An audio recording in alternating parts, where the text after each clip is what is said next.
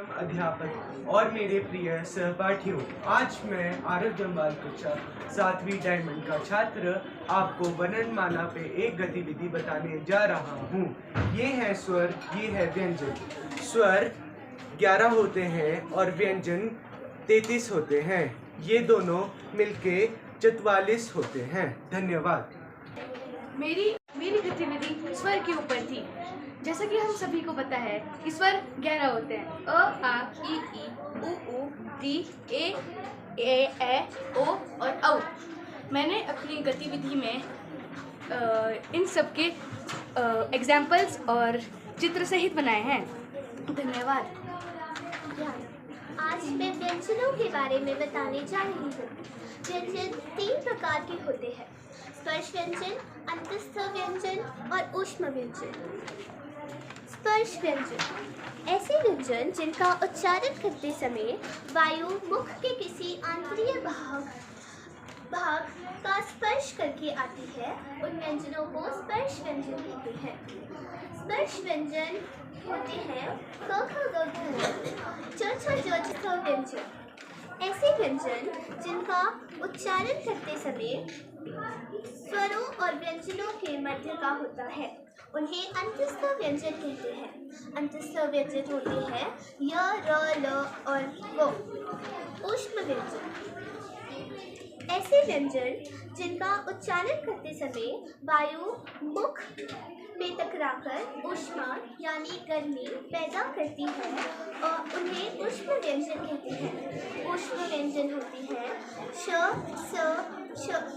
और ह। धन्यवाद। ये गतिविधि भाषा पर है। भाषा वह साधन है जिसके द्वारा हम अपने भावों को लिखते कहते रूप से दूसरों को समझाते हैं और दूसरों के भाव को समझ सके। मेरा विषय है लिपि। लिपि किसे कहते हैं? लिपि प्रत्येक चिन्हों की एक व्यवस्था है जिसके तहत भाषाओं को सीखा जाता है। मौखिक ध्वनियों को अंकित। मेरी गतिविधि शब्द के भेद पर थी। किसी को या किसी चीज को एक जैसा नहीं मानने की क्रिया को और अक्सर अलग या अलग मानने की क्रिया को भेद कहते हैं। इसके 4 प्रकार होते हैं: तत्सम, तद्भव, विदेशी।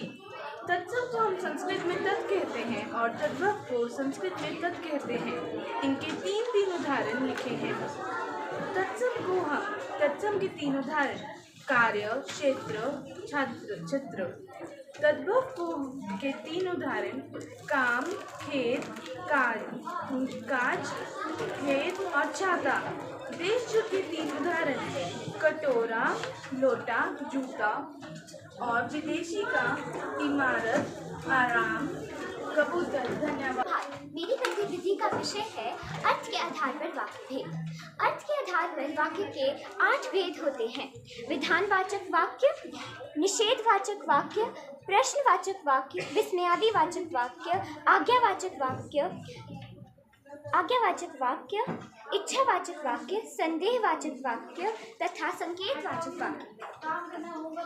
निषेधवाचक वाक्य जिन वाक्यों में किसी कार्य के करने या होने की सामान्य सूचना मिलती है, उन्हें निषेधवाचक वाक्य कहते हैं।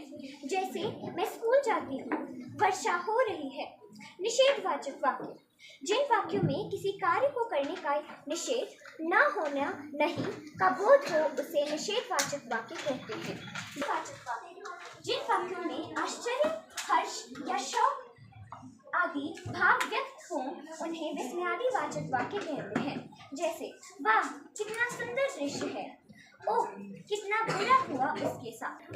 मेरा टॉपिक का नाम है उत्पत्ति के शब्द। उत्पत्ति के 4 भेद होते हैं: तत्सम, तद्भव, देशी, विदेशी। तत्सम वह होते हैं जो संस्कृत के भाषा हिंदी में भी बोले जाने वालों को तत्सम कहते हैं। तद्भव वह होते हैं जो के रूप में कहलाते जाते हैं, उन्हें तद्भव कहते हैं। भिन्न भिन्न भाषाओं को जो हिंदी में बोलते हैं वह देशी कहलाते हैं। और विदेशी वह होते हैं जैसे कि अंग्रेजी और उर्दू आदि। इन तद्भव शब्द के जैसे कि भाग्य, क्रोध, जल, तद्भव शब्द आंख, धरती, दोपहर, देशी, देवता, खिड़की, गाड़ी और विदेशी इमारत, कफन, डायरी। वाणी, आज मैं अपनी हिंदी की गतिविधि प्रस्तुत करने जा रहा हूँ। मेरी गतिविधि का विषय है संज्ञा और उसके भेद। संज्ञा किसी व्यक्ति, वस्तु, स्थान या भाव के नाम को कहते हैं। संज्ञा के 5 प्रकार होते हैं। व्यक्तिवाचक संज्ञा, उदाहरण के लिए राम। जातिवाचक संज्ञा, उदाहरण के लिए मनुष्य। द्रव्यवाचक संज्ञा, उदाहरण के लिए लोहा। समूहवाचक संज्ञा, उदाहरण के लिए कक्षा। और भाववाचक संज्ञा, उदाहरण के लिए समझदारी। धन्यवाद। गतिविधि सर्वनाम जिन शब्द को प्रयोग संज्ञा के स्थान पर किया जाता है। सर्वनाम के भेद 6 होते हैं। पुरुषवाचक संज्ञा, निष्वाचक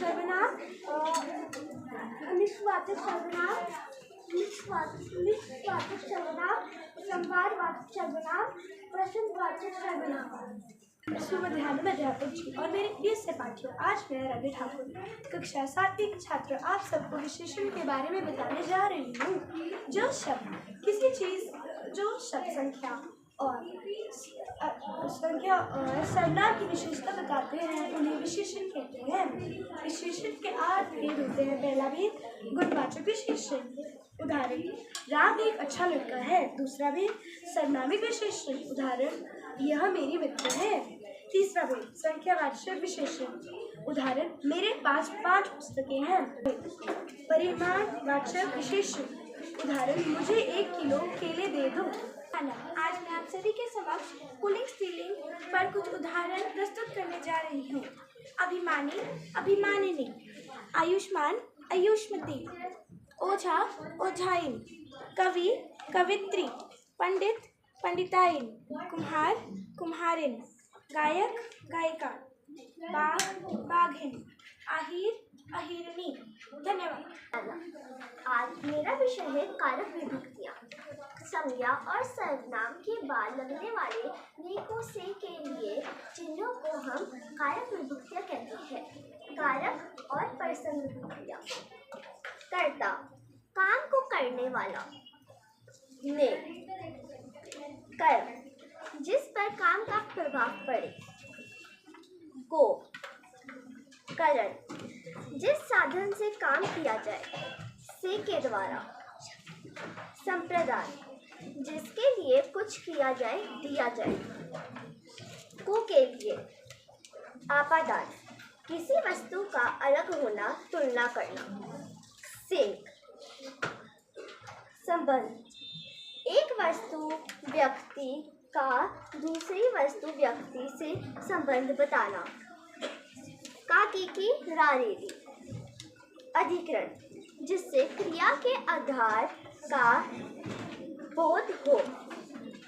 में पर, संबोधन, शब्द के जिस रूप से किसी को पुकारा या संबोधित किया जाए। संबोधन, हे अरे। धन्यवाद। सुमध्यान्ह, मेरा नाम है भौमिक शर्मा और मेरा आज का विषय है उपसर्ग। उपसर्ग उन शब्दांशों को कहते हैं जो किसी शब्द के पूर्व में लगकर उसके अर्थ में विशेषता या परिवर्तन लाते हैं। उदाहरण स्वरूप स्पष्ट शब्द। स्पष्ट शब्द का अर्थ होता है सच, परंतु अगर उसके पूर्व में और उपसर्ग लग जाए तो उसका अर्थ अस्पष्ट बन जाता है, जिसका अर्थ जो स्पष्ट ना हो होता है। धन्यवाद। मेरा नाम श्याम डोगरा है। मेरा आज का विषय है प्रत्यय। प्रत्यय उन शब्दांश को कहते हैं जिन शब्दों में आगे जुड़कर परिवर्तन ला देते हैं, उन्हें हम प्रत्यय कहते हैं। जैसे उदाहरण के लिए गड़बड़, दिखावट, सजावट, रुकावट, बनावट, दिखावट और मिलावट। और कुशलता, मानवता, व्याकुलता, छोटापन, अपनापन, सुनापन, भोलापन। सुमध्याह्न। मेरा नाम देवांशी शर्मा है। मैं कक्षा 7वीं डायमंड की छात्र हूँ। मेरा विषय है विलोम शब्द। विलोम शब्द किसी शब्द के उल्टे शब्द या विपरीत शब्द होते हैं। उदाहरण के लिए अतीत का भविष्य, यश का अपयश, गुण का दोष, कड़वा का मीठा, ईश्वर का अनीश्वर।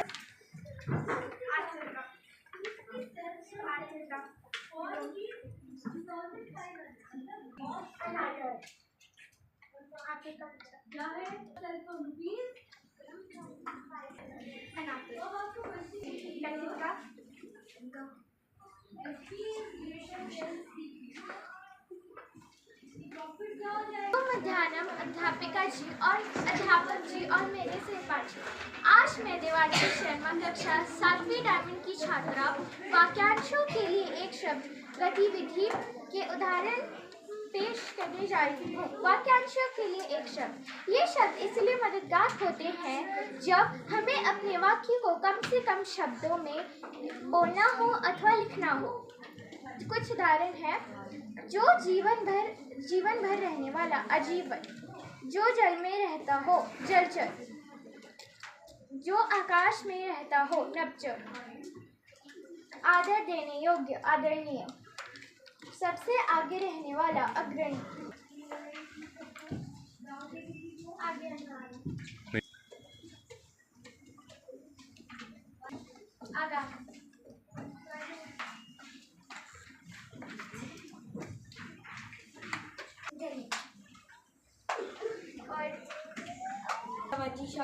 पर्यायवाची शब्द उन शब्दों को कहते हैं जिनके नाम अन्य प्रकार के होते हैं, जैसे पत्थर, प्रस्तर, प्रवाहन, उपल, पानी, जल, वारी, नीर, तोय, हवा, पवन, वायु, समीर, सांप, सर्प, नाग।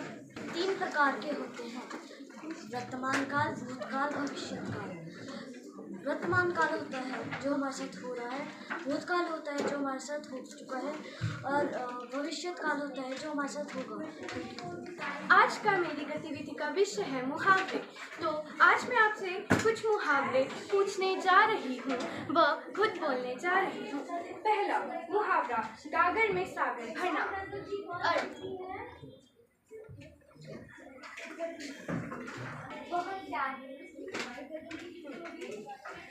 दूसरा, अपने मुंह में मिट्ठू बनना। वेदांत, अपने खुद की तारीफ करना। उड़ती चिड़िया पहचानना। रहस्य की बात दूर से जान लेना। हथेली पर सरसों जमाना। कठिन कार्य तुरंत करना। आखिरी, कली काटना। इसका अर्थ होता है आंख बचाकर निकलना, सामने ना पड़ना या कतरा कर निकल। धन्यवाद। ऋषिका शर्मा है। मेरा विषय अल्पप्राण और महाप्राण है। अल्पप्राण हर पहले, तीसरे और 5वें स्थान में आता है। महाप्राण हर दूसरे और 4थे स्थान पे आता है। महाप्राण,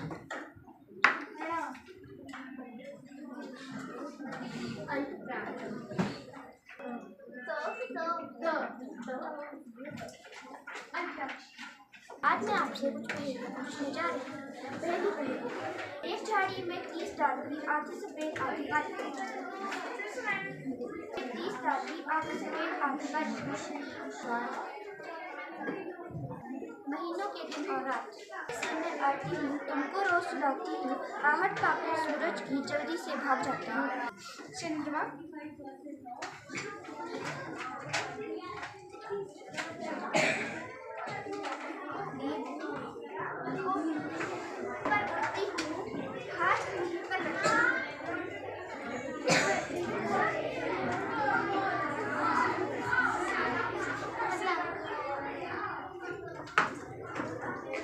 आपके सामने चित्र कहानी प्रस्तुत करने जा रहा हूँ। इस चित्र में 4 मित्र हैं और बहुत ही अच्छे से रहते हैं। उनका मित्र शेर भी है। वो उनके लिए खाना लाता है।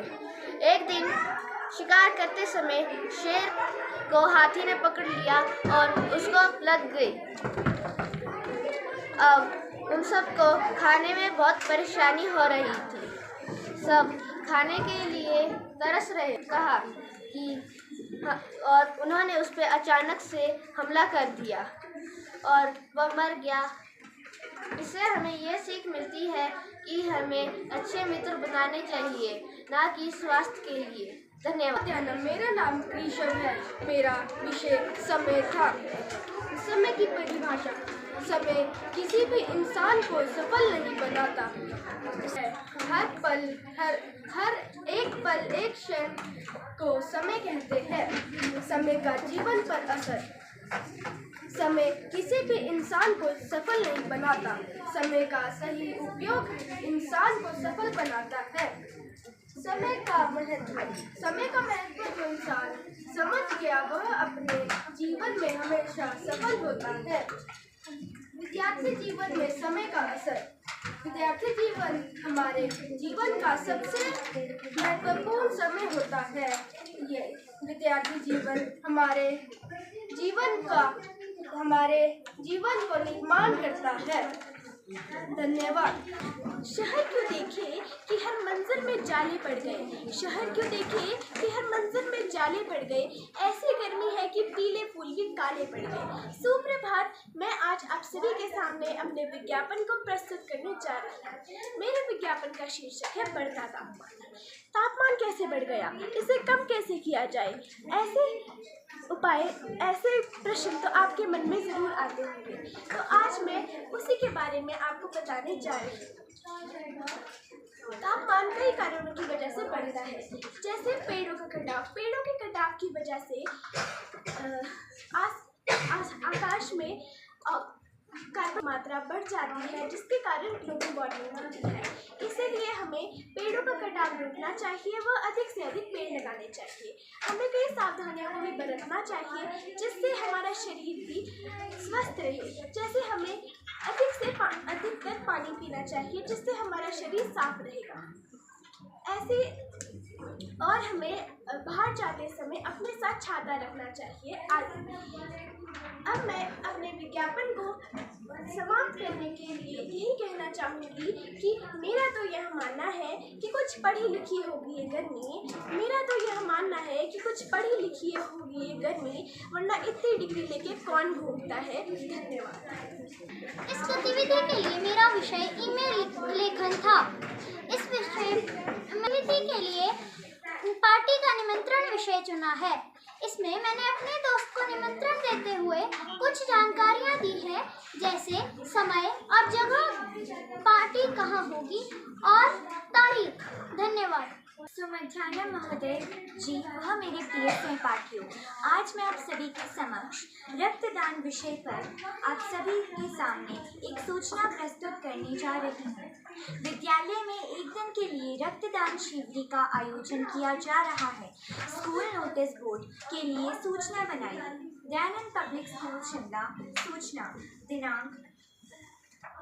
सभी विद्यार्थियों को यह सूचित किया जाता है कि रक्तदान महादान पर विद्यालय में रेड क्रॉस के तत्वाधान में एक रक्तदान महादान कैंप 15 जून 2024 को आयोजित किया जा रहा है। सभी से अनुरोध है कि रक्तदान करके दूसरों के प्राण बचाने का पुण्य कार्य में अपना सहयोग दें। छात्र संगठन प्रिय। धन्यवाद। मेरा विषय है मेरा पसंदीदा त्यौहार दीपावली। मेरा पसंदीदा त्यौहार है। दीपावली को दीपों का त्यौहार या दीपोत्सव भी दीपोत्सव के नाम से भी बुलाया जाता है।